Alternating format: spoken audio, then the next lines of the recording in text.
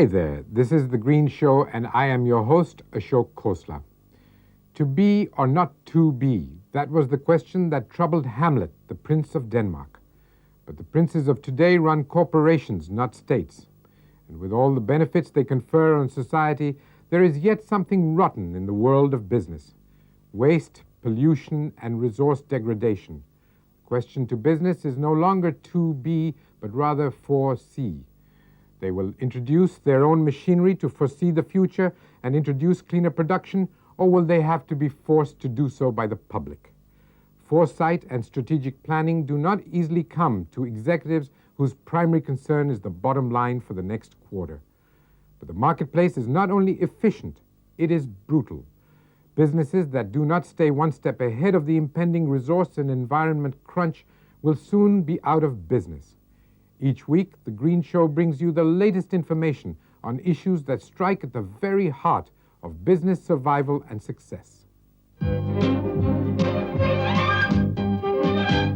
In this edition of The Green Show, we have Sanctuary for Sale, another instance of commercial pressures eating into our protected reserves. Petrocrops, the use of latex as an industrial input. And Root Zone, nature's own effluent treatment system.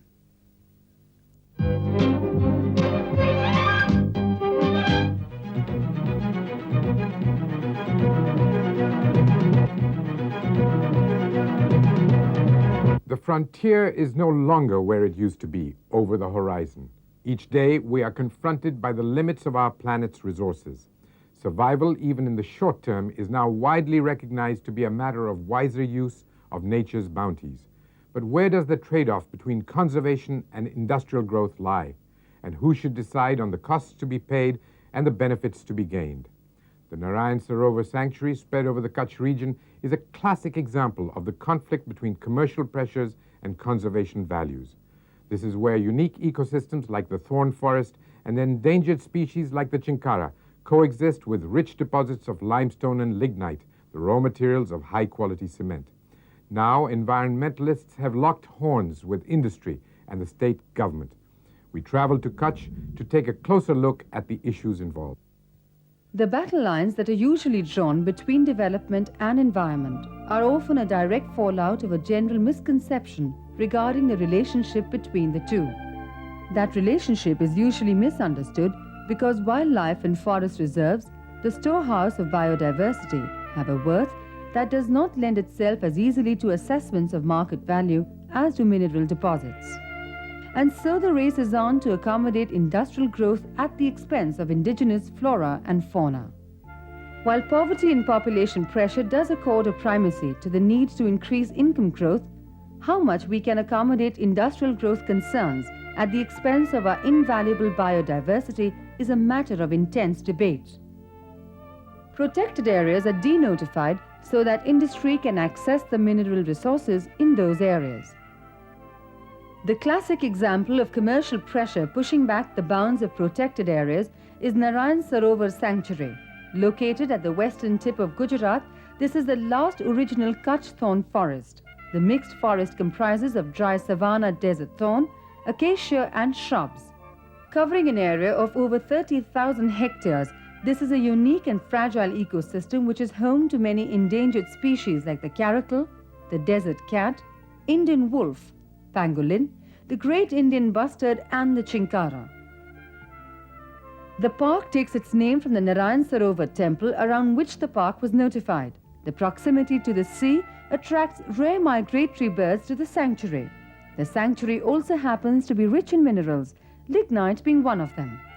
The Gujarat Mineral Development Corporation has been operating a lignite mine in Panendro, which is inside the park.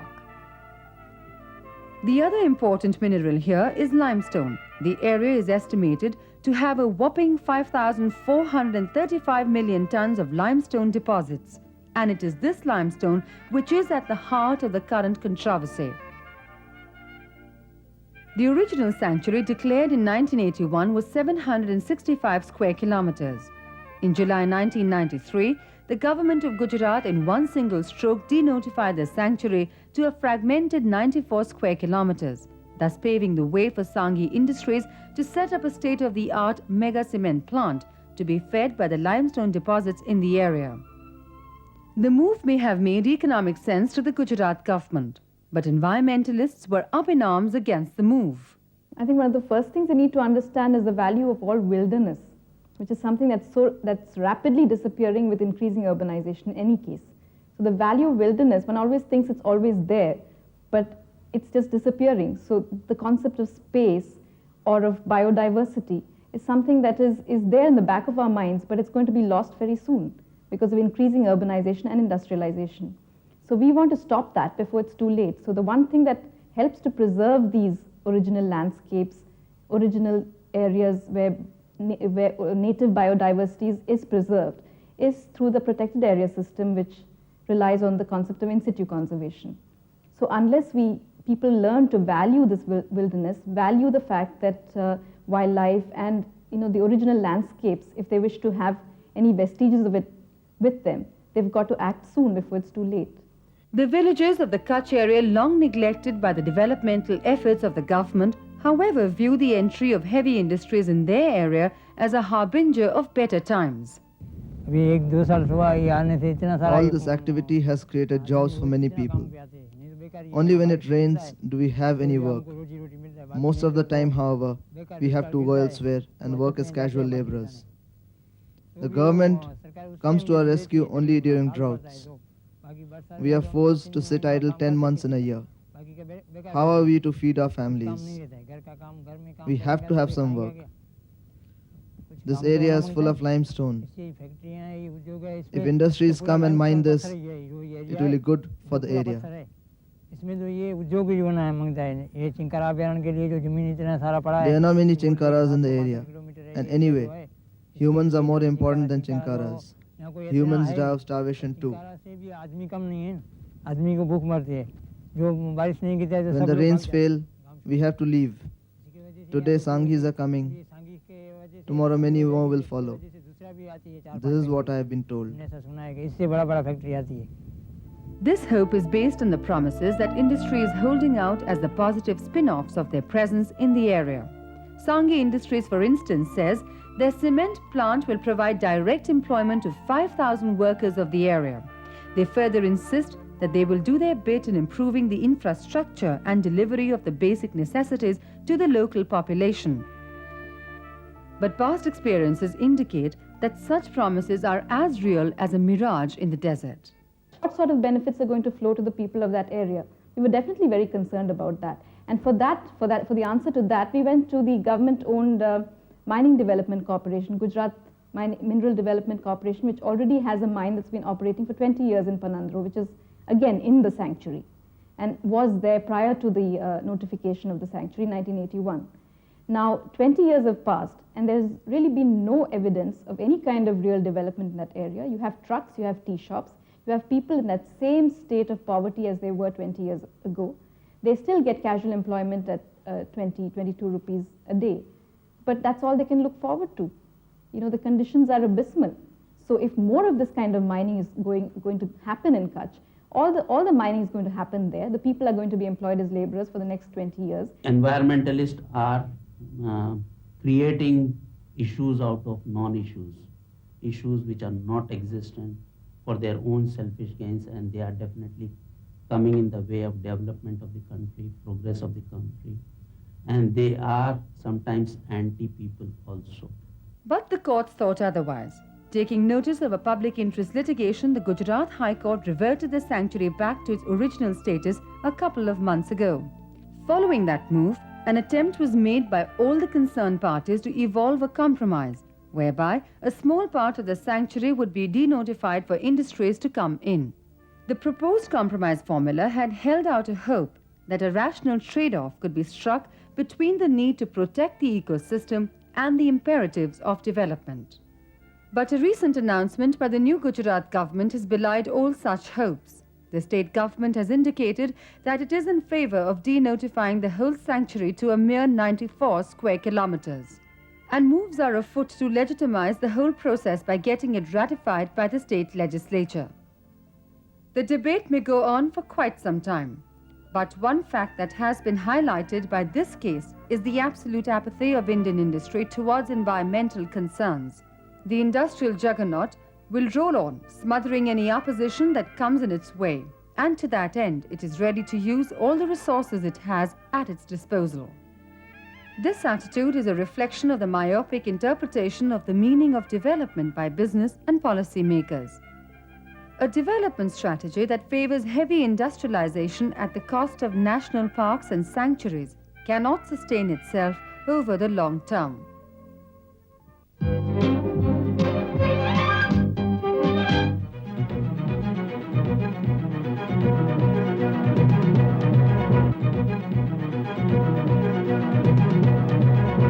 With each hike in the price of petroleum, scientists renew their efforts to find a natural substitute for oil. One of the most promising candidates is euphorbia, a thorny, succulent plant that looks like a cactus and grows in abundance in the wild, even in arid regions.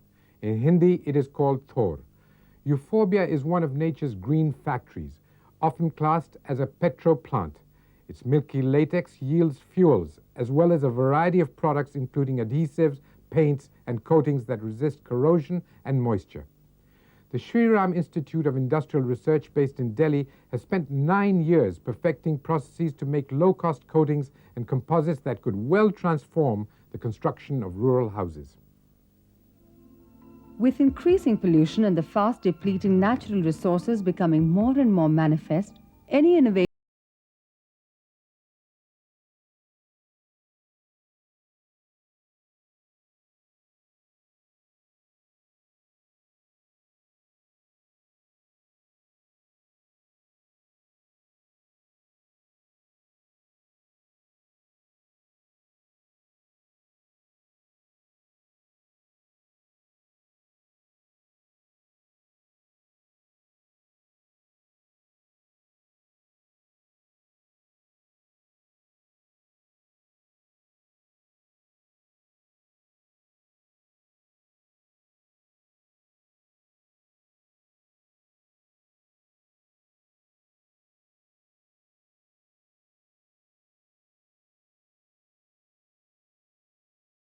we are fascinated by the idea put forward by Nobel laureate Melvin Kelvin in 1973.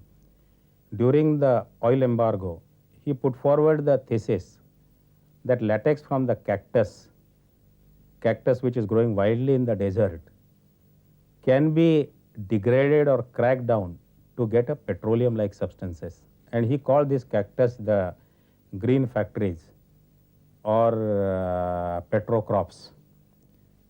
We took his idea and we modified it further. We decided if this latex from the cactus, after cracking or degradation, gives you the petroleum-like substance, then why to crack or degrade it? It is in between the petroleum and the final polymeric materials which are used by the community. So we decided we should characterize the cactus latex as such and find out that various polymeric products which we can get. The scientists at Shri Ram Institute have now perfected the process of producing a wide range of low-cost commercial products from latex, like water emulsion paints, water-resistant coatings, moisture and corrosion-resistant finishes, and jute latex composite boards. The products made out of it are from renewable source. That is, it is environment friendly. That we are taking a material from environment and using it and making a product and then using again into our day-to-day life. And they are cheap because the cost of the latex is from, it's not that labor intensive. It is coming out from a plant. We are only giving, it's only the collection cost. So it would be cheap. These products would be definitely cheaper than the products existing in the market.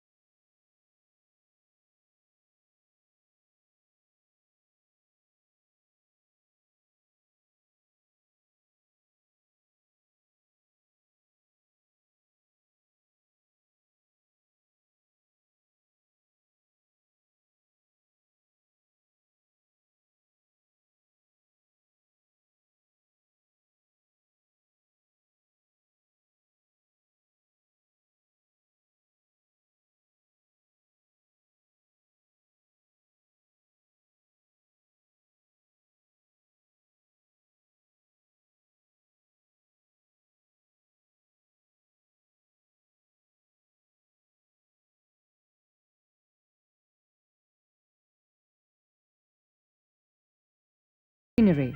And since it is an agro-based industry, it is ideally suited for the rural economy. Sri Ram Institute philosophy is the scientists should interact with the society, scientists should interact with the community, scientists should interact with the industry, find out their problems and find out the solutions. And if you are doing it, you know what are exactly the problems faced by the community. And this is the major problem to the community. We have to give the employment opportunities to the villagers.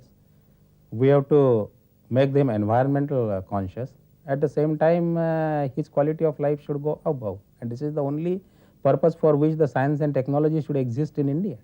The scientists at the Sri Ram Institute are now in the process of selecting villages to give demonstration of the new technology which can set up a new cottage industry. This will help the development of the wastelands and at the same time provide a cleaner environment in the areas where these plants grow. These cacti, which grow freely in arid and semi-arid zones, have not been commercially grown up till now because there was little awareness regarding its potential benefits. But the efforts at the Sri Ram Institute labs point to the immense possibilities of the euphorbia plants. All the products that can be manufactured from the latex resins are in effect a more eco-friendly and cost-effective alternative to some or the other existing products.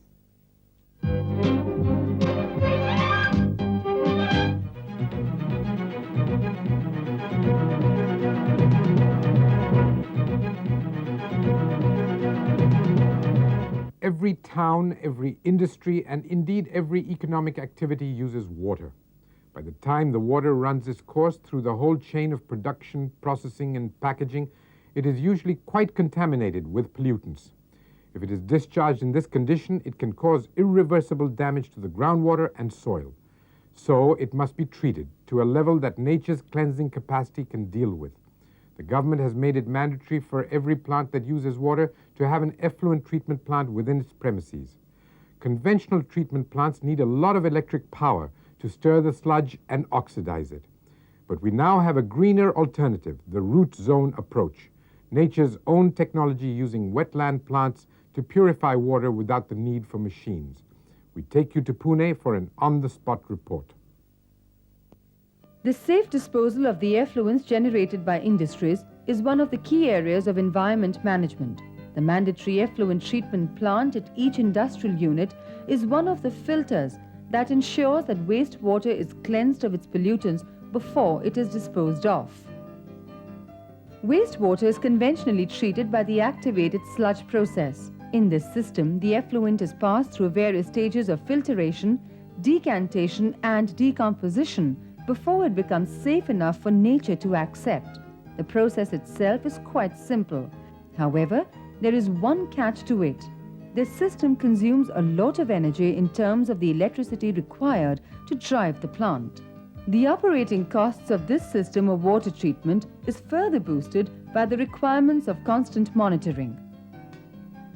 Yet a low-cost alternative exists. an alternative that essentially duplicates nature's own cleansing system under controlled conditions. The system is based on the use of a particular species of wetland plants that are a part of nature's effluent treatment process. Developed in the 60s in Germany, the root zone process was brought to India by Thermax, one of the country's leading environment management companies. We were looking for some new technology, something which would be unique, something could be environment friendly. We came across this technology from Denmark called root zone. Root zone is basically a technology which is done by nature. The bacteria in the earth will act on the wastewater and they will treat the water. The roots provide atmosphere which is conducive to this kind of treatment. This system is rather simple, fit and forget type. There is no maintenance, there is no power consumption. So it's very easy to operate, very easy to install, very easy to maintain. In fact, practically there is no maintenance. The root zone system comprises of 3 interlinked components: the phragmite reeds, the reed bed, and the microbial organisms that breed in the reed bed. The reeds, which have hollow stems, absorb oxygen from the ambient air and transport it to the root zone, and thus create optimal conditions for the growth of numerous bacteria and fungi in the reed bed. The reed bed is a 2 feet deep trench that is lined with clay or plastic sheets to prevent seepage of the effluents into the surrounding groundwater. The area of the plantation is dependent on the amount of wastewater that has to be treated. The soil is carefully selected to provide optimal conditions for both plant and bacterial growth. The heart of the root zone process is the biodiversity that thrives around the roots of the reeds. More than 2,000 types of bacteria and tens of thousands of fungi exist in the reed bed. And it is these microorganisms that clean the water by oxidizing the impurities present in the effluent.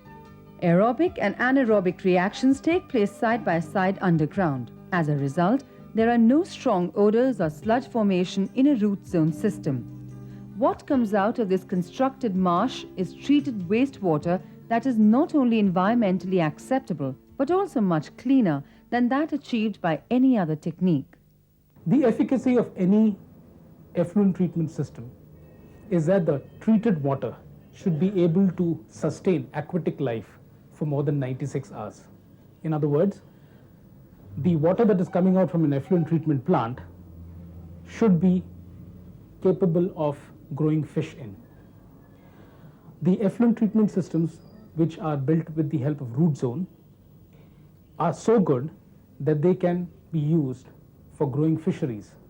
So in other words, the domestic sewage can be taken, treated through a root zone system, and the clean water that comes out can be used either for gardening or for land beautification or for even growing as fisheries. In fact, our collaborators grow fish in the water that comes out of the effluent treatment system based on root zone.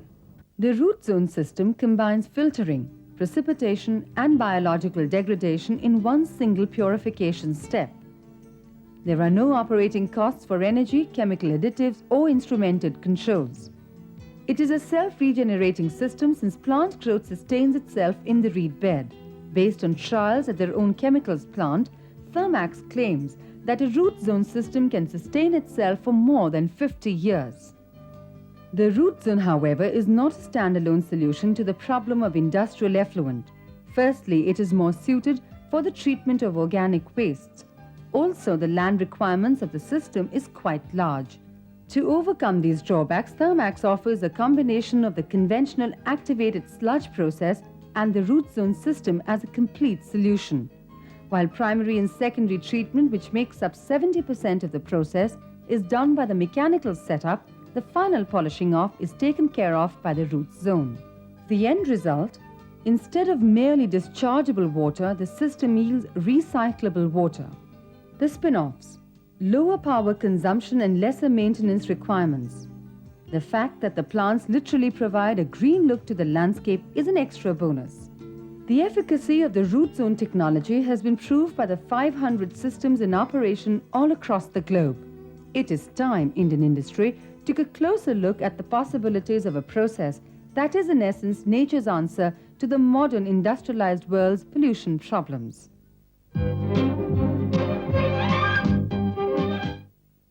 Industry gives us the many products we now need merely to survive. and the jobs to earn the incomes we need to pay for these.